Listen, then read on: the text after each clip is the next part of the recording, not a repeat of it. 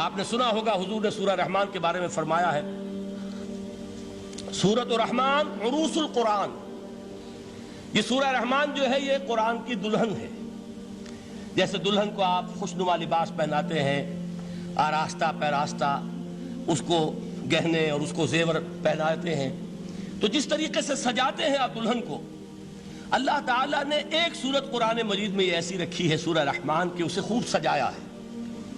اس میں الفاظ کا در و بست، اس کا اپنا ایک ڈیوائن میوزک ہے.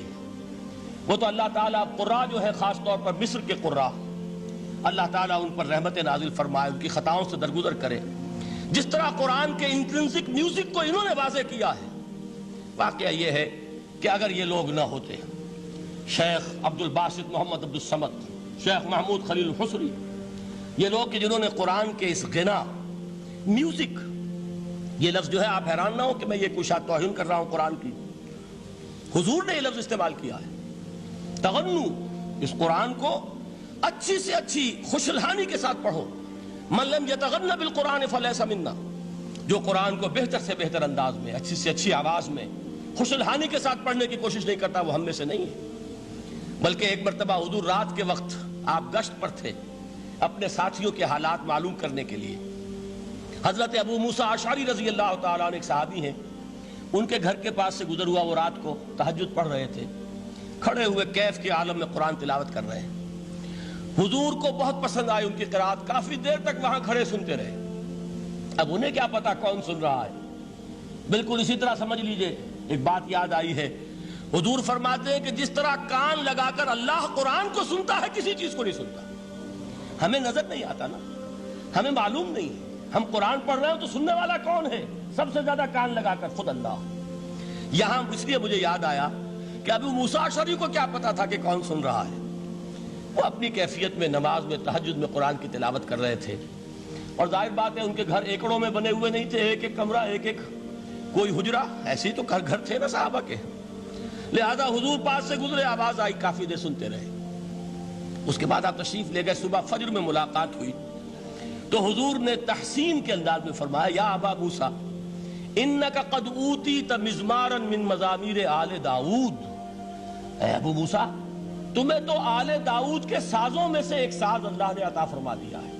جس طرح حضرت داؤد، لہن داؤدی مشہور ہے کہ جب وہ پچھلے پہر رات کو حمد کے ترانے الاپتے تھے، قرآن میں ہے کہ پرندے شامل ہو جاتے تھے ساتھ، اور پہاڑ وجد میں آتے تھے، پہاڑ بھی ان کے ساتھ شریک ہوتے تھے. تو جس طرح کا اللہ نے ان کو لہن عطا فرمایا تھا، حضور نے تحسین کے انداز میں فرمایا ہے ابو موسیٰ اشعری، اللہ نے تمہیں بھی آل داؤد کے سازوں میں سے ایک ساز عطا فرمایا.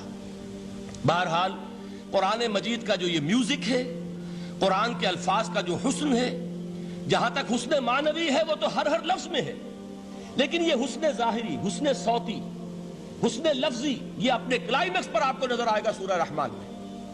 لیکن قرآن میں یہ سورت اس اعتبار سے بھی ممتاز ہے، اس کی 4 آیات پر ذرا توجہ کریں گے، عجیب حقائق سامنے آئیں گے. جہاں یہ قرآن مجید کے حسن صوت اور حسن لفظی کی معراج ہے، وہیں اس کی پہلی 4 آیات میں 4 چوٹی کی چیزوں کا ذکر ہے، سب سے اونچی چیزیں. پہلی آیت کیا ہے؟ الرحمن. ایک آیت ہو گئی. رحمان کیا ہے؟ اللہ کا نام ہے. کبھی آپ نے غور کیا اللہ کے ناموں میں سب سے پیارا نام کون سا ہوگا؟ رحمان. کیوں؟ اس کا مادہ کیا ہے؟ رحمت. ہمیں سب سے بڑھ کر جس چیز کی ضرورت ہے وہ کیا ہے؟ رحمت خداوندی. نام اچھی طرح سن لیجئے اس حضور کے قول کو.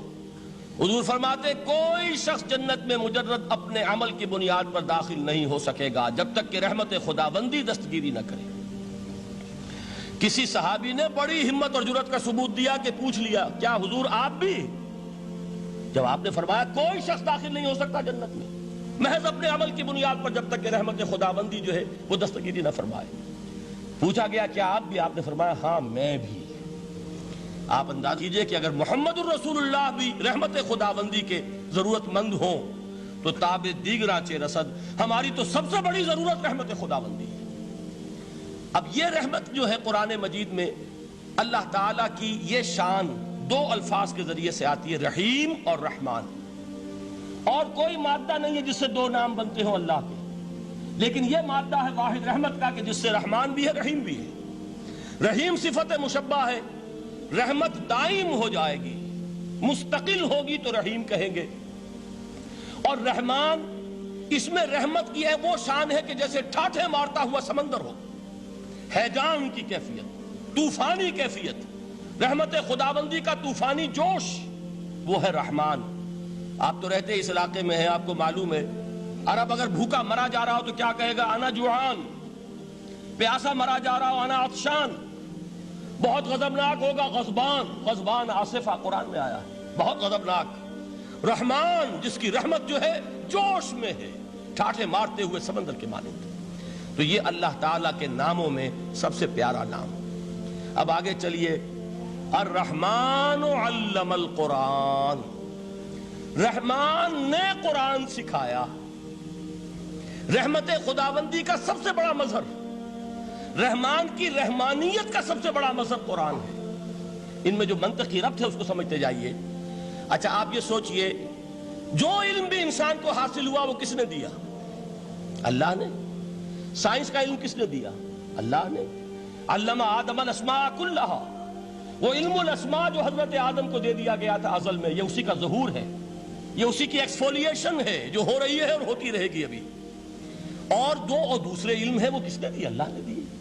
لا یحیطون بشیء من علمہ الا بما شاء، مخلوق میں سے کوئی اللہ کے علم میں سے کسی شے کا احاطہ نہیں کر سکتا مگر وہ جتنا اللہ دینا چاہے۔ لیکن یہ کہ تمام علوم میں چوٹی کا علم قرآن، نوٹ کرتے جائیے، اب چوٹی کی چیزیں جمع کیجیے۔ اللہ کے ناموں میں چوٹی کا نام رحمان، اللہ نے جو کچھ انسان کو سکھایا اس میں چوٹی کا علم قرآن۔ خلق الانسان، انسان کو پیدا فرمایا۔ سوال یہ کہ حیوانات کو کس نے پیدا فرمایا؟ آسمان کس نے پیدا کیے؟ زمین کس نے پیدا کی؟ فرشتے کس نے پیدا کیے؟ کیا مطلب خلق الانسان؟ اس کی تمام مخلوقات میں اس کا کلائمیکس، اس کی تخلیق کی معراج، اس کے تخلیق کا نقطہ عروج انسان ہے۔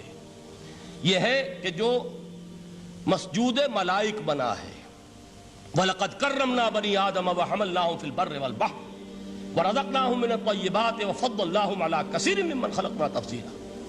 تو تخلیق میں سب سے اونچی تخلیق انسان کی، علموں میں سب سے اونچا علم قرآن کا، اللہ کے ناموں میں سب سے اونچا نام رحمان۔